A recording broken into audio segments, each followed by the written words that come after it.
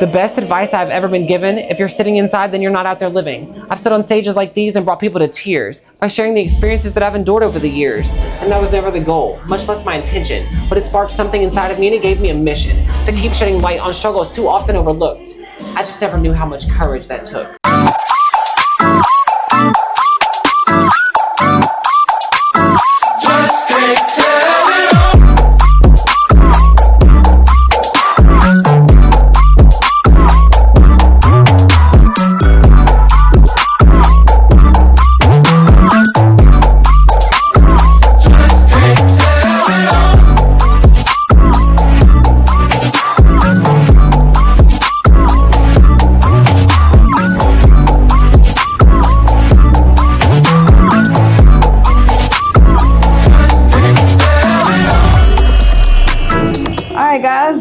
Wind Down Wednesday here at the Squire. And we have our lovely Josh with us today. Hi, how are you? Our poet, y'all. Josh the poet. Do you go by that? Yes. Yeah, okay. I think that's what the flyer said that one time. Okay. So Josh, if you wouldn't mind, just tell our listeners a little bit about yourself. So, my name is Josh. I'm 33. I am a recovering addict, and I work at Circle K. Something about working at a gas station, getting to see people every day, it gives me something that I need in my life. It brings a level of positivity, and I take the bus. I don't have a car yet, but I take the bus, and when you see other people sitting on that bus and they've got a Circle K coffee in their hand, it's like you're a part of their existence. You're a part of the things that keep them moving every single day. And it's just like, this is that circle. This is, and I get to play a small part in that. And it's humbling. So you have a serving heart. I waited tables for 20 years. Yeah. The worst part about this world is the best part about it. And that's people. And I couldn't function if I wasn't around people. Yeah. I love that. When I get in my depression and I can't get out of bed, it's like the minute somebody knocks on the door, it's like a cure-all. It's like the presence of somebody else in your life gives you what you need to have. Wow. And I don't know, people make the world better. Yeah. They make my world better. I mean, can't speak for other people, but I can speak for myself, and they make my world better. That is so profound. That really is, because of course the Bible tells us man should not live. It's not good that man should be alone. And just to hear you say that other people makes you happy, that's exactly what God was saying. Doesn't matter who it is, it's just people. And you're a people person. And with that, that's a gift. A lot of us run from people because we don't understand each other, or we don't want to take the time to learn each other. But you're willing to just be a little part, just a smile, a glimmer of hope. I mean, you are such a delight. Just seeing you, I didn't even get to speak to you when we were setting up, but just to feel your energy is amazing. That's a gift from God, and do not take it for granted. Yes. Thank you. Yes. So you set the vibe tonight. You went on first. You showed out first. Yes, so tell us, So how did that feel? What does it mean to you to be on a stage like this and set the vibe the way that you did? Because the night is going off without a hitch because you started it like that. That's right. That's right. So most of what I write about is, obviously it's from my perspective, but if it's my perspective, then it's somebody else's perspective, and somebody else can relate to it in some kind of way. And if I can touch somebody and they can feel what I felt and know that there's somebody in their corner, that they're not alone, then that's all that matters. And so most of what I write about is I've overcome a lot, and I've been through a lot. And so I used to work at a treatment center, and they always preach about you needing to tell your story. I never did that because it's my story. Okay. Right. Okay. And the only safe space that I've ever had is a pencil in my hand writing in a notebook. And then getting on a stage and sharing my notebook with other people. Wow. It's Wow. It's to know that something that I said or did uplifted them because I got through it. They don't realize that that's like the instant reciprocity that I'm getting from that because they're uplifting my life because that was never my intention. Yeah. That was never my goal. Like it was like I was just trying to get through my day. And that was the only way that I knew how, gosh, you're gonna make me cry. Yes. No, that's powerful. That's powerful. That's you're actually exactly what this podcast is about. Yeah. I told God that I wanted to tell my story because I wanted to be the me that nobody had, that I didn't have. I wanted to show someone that I would be there for them because I didn't have anyone when I was going through my depression. So for you to be that person, that's what this is about. We want to hear your voice. There are people out there that look just like me and you, and they need you. They need you. You're needed. Because you overcame something that some of us have no clue how to get over. We are paralyzed in our situation because we just don't know. We don't know anybody that's gotten over it because people don't talk. We don't tell our business. We keep it to ourselves. And we need help.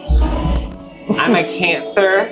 I will always tell you exactly how I feel. I love it. I can't not. So then that becomes a thing that's problematic in my life because like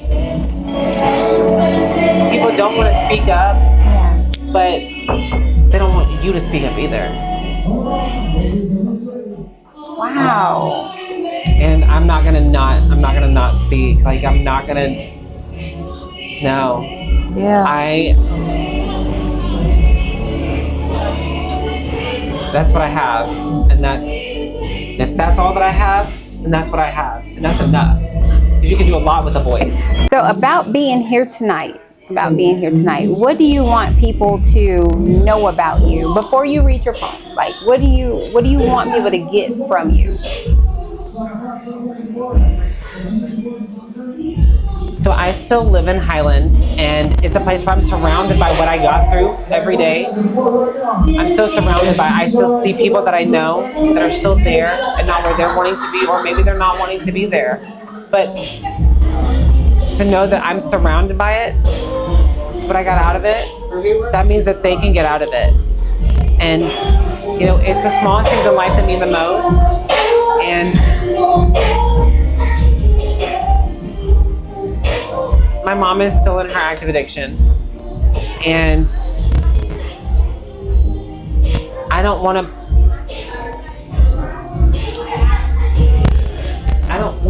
my hurt or what I'm going through or my struggle to be forced onto somebody else in that capacity. And like, I want people to know that, you know, like, it's, if you want it, like, you can have it. Like, you don't.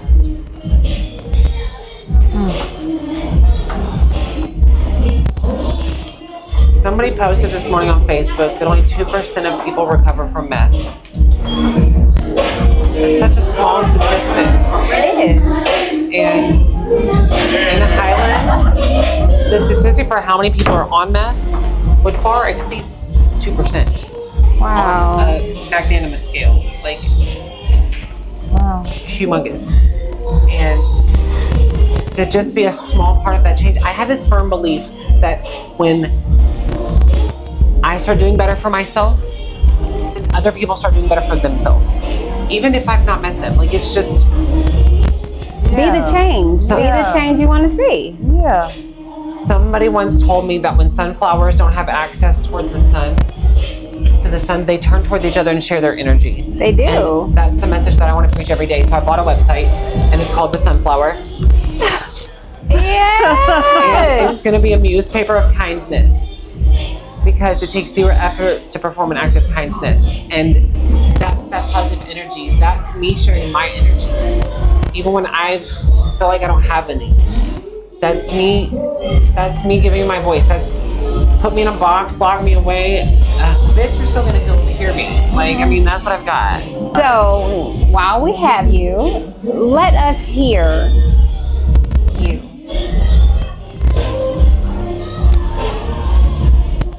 So this is called Trauma Talk.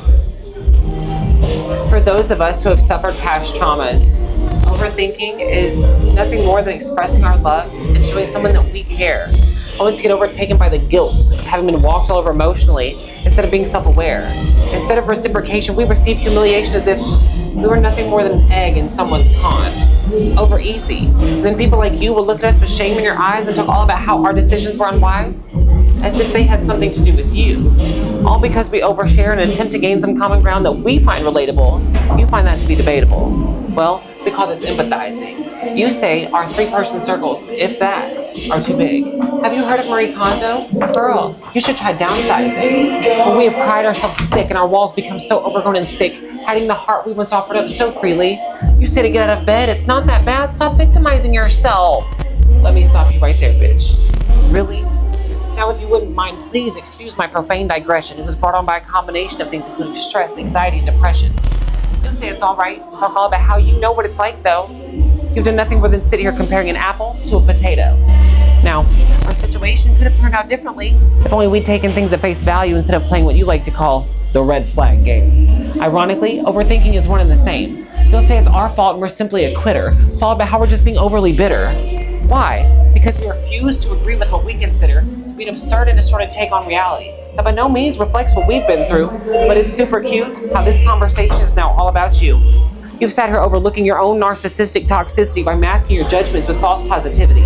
It is conversations like these and people like you that push our buttons and limits because you have no clue the struggles that we now face every day while trying to pray our own demons away.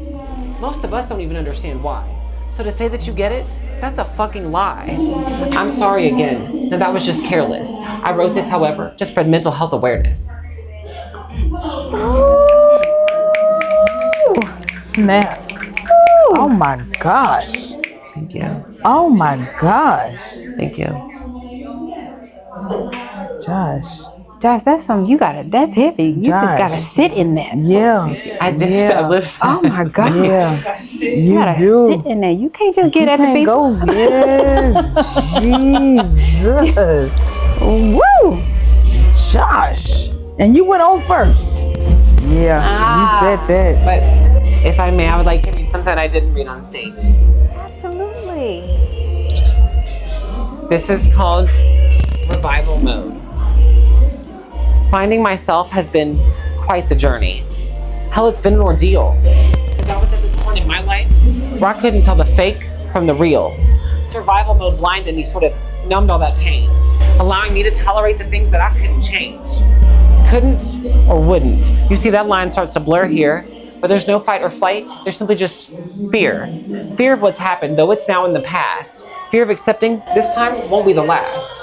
Fear of that feeling you've let everyone down. Fear things might get better if you're no longer around. You see, fear is a mindset. It's those unanswered questions where we judge our self-worth based on life circumstances. And I started to think this might just be the end. I had no one to turn to, not family, not friends. And then I got angry, seeing my life up in flames, and that was the moment that everything changed. Because if enough is enough, then I was surely defeated, but resilience is born when one's strength is depleted. And I don't know where I'm going yet, so this might come as a shock, but invest in yourself. Please, it's worth more than stock. I'm not just building a future, I'm creating my legacy, overcoming the obstacles that were put here to test me. Now, we might call them hurdles, but that doesn't mean they will hurt us. It's life challenging us so we can walk in our purpose. See, I won't aim for perfection when I can't hold a candle, but I will never be given any more than I can handle. The best advice I've ever been given, if you're sitting inside, then you're not out there living. I've stood on stages like these and brought people to tears by sharing the experiences that I've endured over the years. And that was never the goal, much less my intention. But it sparked something inside of me and it gave me a mission to keep shedding light on struggles too often overlooked. I just never knew how much courage that took. Oh. Woo! Woo! Thank you. All right. Yeah. Y'all have any questions in the audience? Right, because that's You just told my story, Josh. Josh. Wow. Wow. Woo! Okay. You were powerful. It takes a lot of courage to do this. To share your story. To first overcome it and get out of that anger mode and just put it into words. I feel like if I had never gotten on a stage, I wouldn't have gotten out of it. Like, it's one thing to put your thoughts on a piece of paper and it'd be your safe space. But you saying that you want to change the world isn't changing the world if you're keeping the world to yourself.